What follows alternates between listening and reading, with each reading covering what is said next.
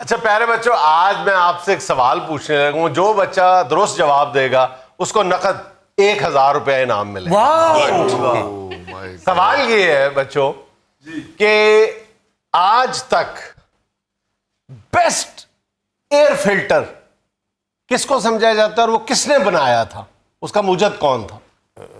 مجھے بتا. یہ سر گاڑیوں میں جو ایئر فلٹر، سر وہ ایئر فلٹر اللہ پاک نے بنایا اور اس ایئر فلٹر کا نام ہے ناک. شاباش. تم نوز بھی کہہ سکتے تھے، کنڈ لواتی میری تو نوز بھی کہہ سکتے ہیں.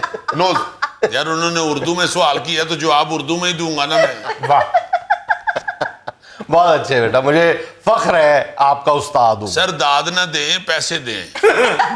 بیٹا جو آپ نے چند دن پہلے مجھ سے یہ کہہ کے 10,000 روپے لیا تھا کہ آپ کی بکری بھوک سے مر رہی ہے، اس میں 10,000 میں سے 9,000 مجھے واپس کر دینا، 1,000 کٹ گیا. ٹھیک ہے. پہلی بات تو یہ ہے بکری بھوک میں مر رہی ہے، اسی فلسطین رہنے ہیں. دوسری بات یہ ہے سر کہ ٹوٹل 7,000 کی بکری ہے، 10,000 کا چارہ کہاں سے اس کو ڈالیں؟ میری بات سنو، 7,000 کی کون سی بکری ہے؟ 2 ٹانگوں والی بکری تھی. سر وہ جتنے کی بھی آئی تھی پارٹنرشپ پہ لی تھی. سر میرا اس میں 7,000 ہی تھا. سر کائنڈلی یہ فضول باتوں کو چھوڑے سر، ایجوکیشن کی طرف آئیں. میرے کیریئر کا مسئلہ ہے سر. جی سر. دنیا میں 2 ہی کیریئر امپورٹنٹ ہے، ایک سائیکل کیریئر اور ایک اس کا کیریئر. میں آپ کا کیریئر سن کے وڈرا کر چکا. اچھا جی، ناک کو دنیا کا بہترین ایئر فلٹر کیوں کہا جاتا ہے؟ اس لیے کہ ہماری ناک کے اندر ہزاروں لاکھوں کی تعداد میں بال اور ریسیپٹرز لگے ہوتے ہیں جو ہوا کے ذریعے ہماری ناک میں جراثیم، وائرس، پولن، ڈسٹ، گرد و غبار جو بھی آتا ہے اس کو بلاک کر دیتے ہیں. اس کے بعد یہ فلٹر ایک ایسا کام کرتا ہے کہ جو باہر سے ہم ہوا اندر لے کے جاتے ہیں تو ہماری جو نیزل کیوٹی ہوتی ہے اس میں چھوٹے چھوٹے گڑھے بنے ہوتے ہیں، وہاں جا کے جو موئسچر شامل ہوتا ہے اس ہوا میں، جو اس کا ٹیمپریچر جو ہے ہمارے باڈی ٹیمپریچر کے مطابق کر دیتا ہے. وہ دونوں ٹیمپریچر ایک جیسے ہو جاتے ہیں، پھر یہ ہوا جو ہے ہمارے پھیپھڑوں میں جاتی ہے. سبحان اللہ. یہ سارے کام کوئی ایک فلٹر دنیا میں نہیں کر سکتا. تو سر یہ جو جاپان کی گاڑیاں ہیں ان میں تو اتنا بڑا فلٹر لگا ہوتا ہے، خود جاپانیوں کو چھوٹے چھوٹے فلٹر ہوتے ہیں. چینیوں اور جاپانیوں میں جو چھوٹے چھوٹے فلٹر لگے ہوتے ہیں نا، وہ گاڑیوں کے فلٹر سے 100 گنا زیادہ اچھا کام کر رہے ہیں.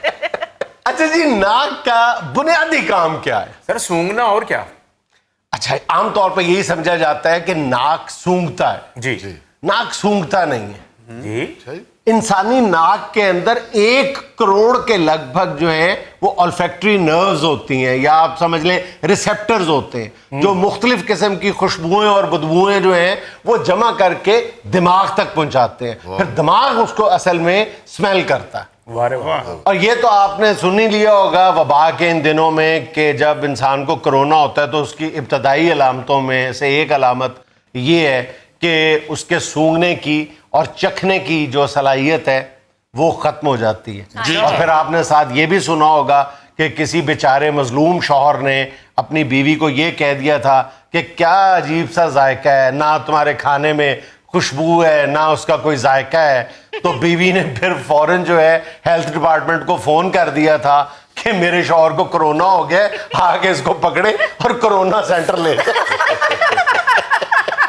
تو جب وہ 15 دن زبردستی وہاں رہ کے آیا تو وہ بیوی نے چاہے پانی بھی بوائل کیا ہوتا تھا وہ کہتا ہاں کیا خوشبو آ رہی ہے، کیا زبردست اروما ہے. اچھا سر جی، اس کا مطلب یہ ہے کہ جب میں خربوزہ سونگتا ہوں تو خربوزہ پناہ مانگنے لگ جاتا ہے. نہیں سر جی، پھر میرا دماغ بتاتا ہے کہ یہ میٹھا ہے یا پھیکا ہے. نا مسکین آدمی نے کوئی پرفیوم کی بات نہیں کی، کوئی سینٹ کی، خربوزیاں دی پئی. یعنی خوشبو کی گفتگو میں بھی خربوزے یاد آ رہے ہیں جس کا پتہ نہیں پھیکا نکلنا کہ میٹھا نکلنا ہے. بیٹا دیکھیں عام طور پہ تو دماغ ہی بتاتا ہے، لیکن آپ کے معاملے میں میں بتانے سے قاصر ہوں کہ کتنا آپ کا دماغ ہے. پیٹ بتاتا ہے آپ کا پیٹ.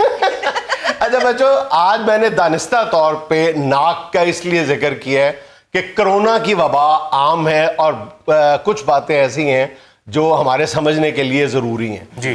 چھینک کا سٹائل جو ہے 90% وراثتی ہوتا ہے. یعنی چھینکنے کا انداز اور چھینک کی جو آواز ہوتی ہے وہ 90% وہی ہوتی ہے جو آپ کے ماں یا باپ کی طرف سے آپ کو وراثت میں ملی ہوتی ہے، اسی طرح آپ چھینکتے ہیں. بڑی گل ہے، ہمیں وراثت میں زمین پانڈا کوئی ملا نہیں، ماں باپ کی طرف سے یہ چھینکیں ہی ملی ہیں بہت. یعنی آپ کو ماں باپ کی طرف سے وراثت میں نزلہ زکام ملا. اچھا، جب ہم چھینکتے ہیں یہ سمجھنا بہت ضروری ہے، یہ کرونا کے حوالے سے بھی. عام طور پہ جب ایک چھینک مارتے ہیں، آپ لوگ چھینکتے ہیں تو 40,000 سے زیادہ قطرے جو ہیں وہ آپ پھینکتے ہیں. 40,000 سے زیادہ چھوٹے چھوٹے قطرے جو ہیں آپ پھیلاتے ہیں، ٹھیک ہے، اور وہ 100 کلومیٹر فی گھنٹہ کی رفتار سے وہ یعنی سفر کرتے ہیں باہر. یعنی کوئی چھینک نہیں ہے، فوارہ ہے سر. ہاں، اور نارمل چھینک کے قطرے 5 فٹ دور تک جاتے ہیں. اچھا جی سر جی 40,000 کے ہوتے ہیں قطرے؟ جی سر یہ ایجوکیشن میری پہنچ سے دور ہے سر. سر یہ نارمل، یہ اس کا ویسے ہی ایجوکیشن سے دل اچاٹ ہو رہا ہے.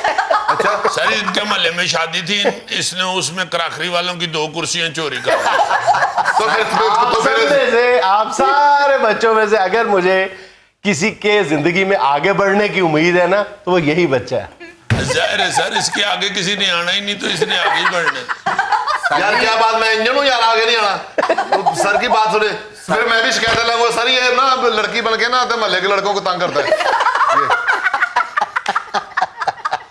اچھا، ایک بات اور آپ کو بتانا ضروری ہے. جیسا میں نے بتایا تھا کہ ناک جو ہے وہ دنیا کا بہترین ایئر فلٹر ہے. جی. تو ناک کے بال جڑ سے نہیں اکھاڑنے چاہیے. کاٹ ضرور لیں، اگر آپ کو برے لگتے ہیں تو کاٹ ضرور لیں، کوشش کریں کہ آپ ان کو اکھاڑیں نہ. اچھا ایک اور دلچسپ فیکٹ جو ہے ناک کے بارے میں جی کہ ناک یا انسانی دماغ، جیسے میں نے کہا ناک نہیں سونگتا دماغ سونگتا ہے. جی جی. تو انسان میں 10,000 قسم کی بو مطلب خوشبو اور بدبو دونوں، وہ 10,000 قسم کی بو جو ہے وہ اسمیل کر لیتا ہے، وہ ڈیٹیکٹ کر لیتا ہے. 10,000 قسم کی. اور عام طور پہ یہ سمجھا جاتا ہے کہ کتا جو ہے وہ دنیا میں سب سے زیادہ سونگنے کی قوت رکھتا ہے، قوت شامہ اس کی سب سے زیادہ تیز ہے. جی. کتے سے بھی دگنی قوت شامہ جو ہے وہ افریقن ہاتھی کی ہے. افریقن ہاتھی جو ہے وہ کتے سے دگنی قوت شامہ رکھتا ہے. سر اس کا مطلب ہے کہ ایئرپورٹ پہ پھر کتوں کی بجائے ہاتھی رکھے جائیں. آپ دیکھ لیں آپ کے پچھلے ساتھی کے لیے ملازمت کا ایک موقع نکل آئے گا. سر یہ ادھر ملازم ہو گیا تو پھر سونگنا کس کو ہے.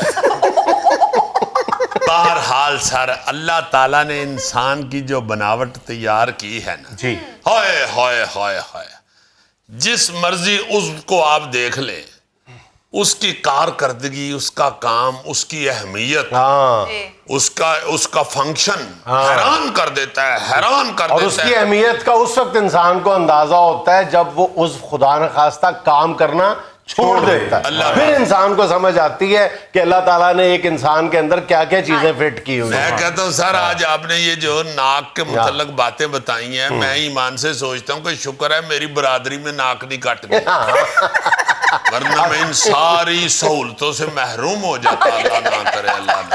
سر آپ نے آج ناک کی انفارمیشن دے کر میری آنکھیں کھول دی سر.